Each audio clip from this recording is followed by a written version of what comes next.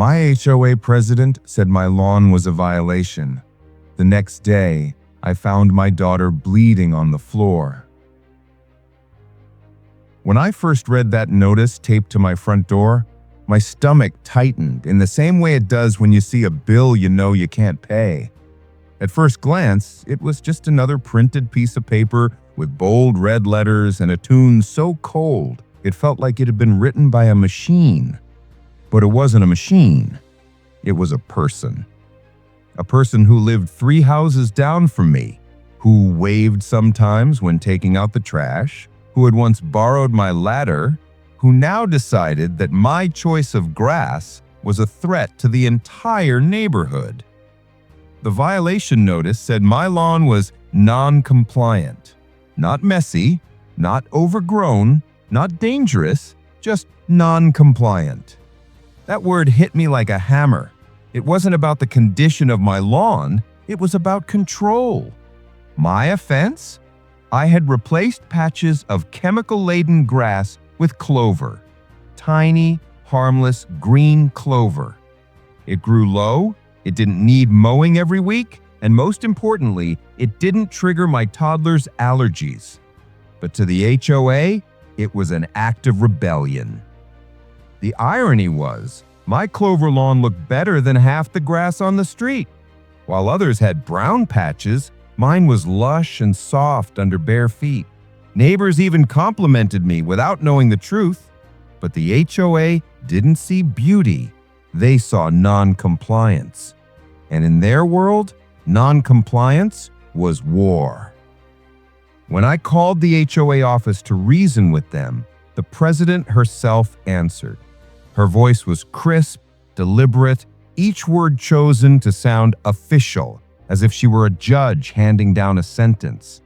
I explained my daughter's allergies, how the clover was safer, how even landscaping experts recommend clover as environmentally friendly. She cut me off. "Rules are rules," she said flatly. "You agreed to them when you bought the house."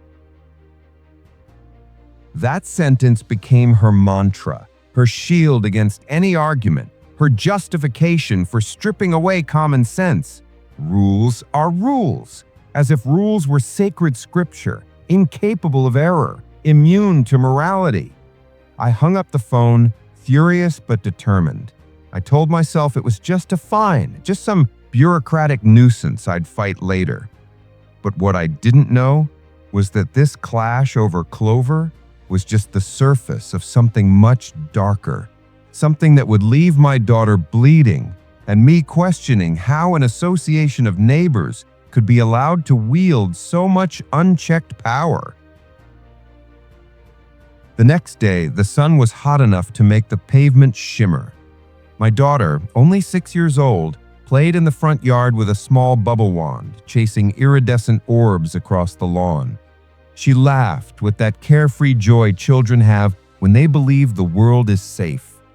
I sat on the porch sipping iced tea, thinking about how absurd it was that anyone could find fault with this picture. A safe yard, a happy child, no noisy dogs, no broken fences, no trash on the curb, just peace. Then she tripped. It happened so fast that for a moment my mind didn't register what I was seeing. She ran after a bubble that floated toward the side of the yard near the walkway leading to the common sprinkler system. Her foot caught against something, she stumbled forward, and then I heard it, the sharp, panicked cry that shatters a parent's heart. I dropped my glass and sprinted. She was on the ground, holding her knee, tears streaming down her face. Blood was already seeping between her fingers. I knelt, my hand shaking as I tried to see the wound. That's when I saw it, a jagged piece of metal sticking out of the soil near the broken sprinkler head. The HOA knew about that sprinkler for months. I had filed requests, written emails, even photographed the hazard. Each time their response was the same: not our responsibility. That's your property line. But it wasn't. That sprinkler belonged to the common irrigation system, one that served the entire row of houses. And now, because they refused to maintain it, my daughter's leg was cut open. Blood ran down her shin, staining her socks, pooling on the clover I had planted to protect her. My heart hammered as I scooped her up and rushed inside, grabbing towels, pressing them against the gash while fumbling for my phone. She cried into my shoulder, gasping with pain, and all I could think was, this didn't have to happen. At the emergency room, the doctor told me she needed stitches, 7 of them. He said we were lucky it hadn't gone deeper. That piece of metal could have severed a tendon or artery. My daughter lay on the table, small and fragile, clinging to my hand as they worked. I tried to stay calm for her, but inside, I was boiling. The bill came later, $3,000. Our insurance covered part, but not all. And when I contacted the HOA again, demanding they take responsibility, their reply was chilling. We regret the unfortunate incident. However, maintenance of that area falls under homeowner responsibility. We recommend submitting a formal repair request if you wish for the sprinkler to be fixed. I stared at the email, my hands trembling.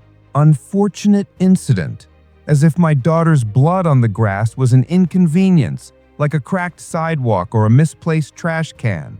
No apology, no accountability, just bureaucracy. I wanted to scream, to march into their next board meeting and throw the medical bill on the table, to make them look at the pictures of my daughter's stitched-up leg. But I knew how they would respond. They would hide behind the same phrase, rules are rules. That night, as my daughter slept with her leg bandaged, I sat at the kitchen table staring at the violation notice still pinned to the fridge. It felt like a symbol of something far bigger than a lawn dispute. It was a reminder that the HOA could twist rules however they wanted, weaponize them against families, and still claim they were protecting the community. The truth is, HOAs are not just about lawns or fences or paint colors. They are many governments run by neighbors with unchecked authority.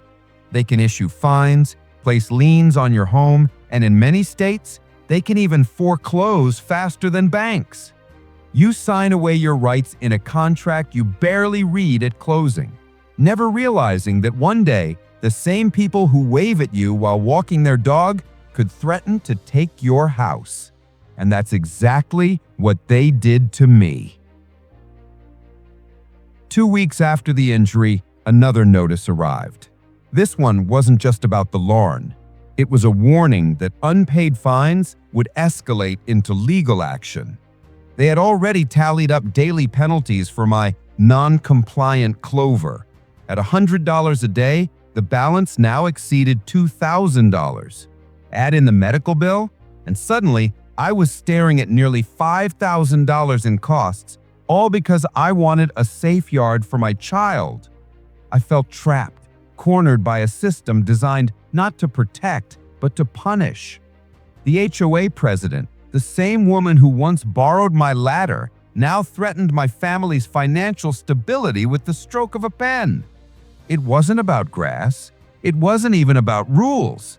It was about power, pure and simple. The worst part? I wasn't alone.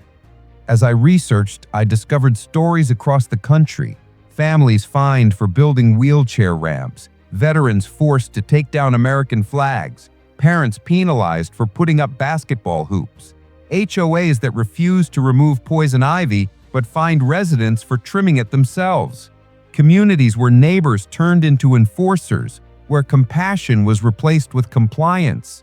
And yet, despite all of this, HOAs are protected by laws that give them almost unchecked authority.